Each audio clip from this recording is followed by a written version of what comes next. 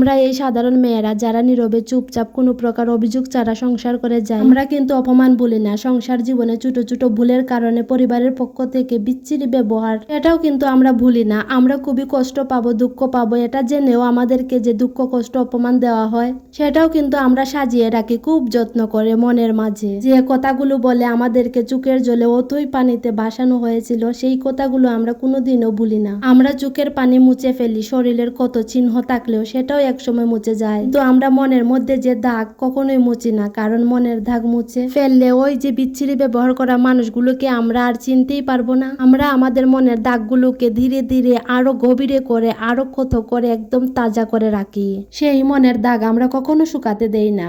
সবকিছু মনে রেখে চুপচাপ নীরবে আমরা সংসার করে যাই, কারণ আমরা আমাদের সংসারটাকে ধরে রাখতে চাই। আমরা আমাদের বিচারটা উপরওয়ালার হাতে ছেড়ে দেই, শুধু পরিণতিটা দেখার বাকি থাকে, সেটাও হয়তো দেখা হয়ে যায়। তারপরেও মনের দাগ কত মুছে না, কারণ এটা তো মুছারই না, সম্ভবই না।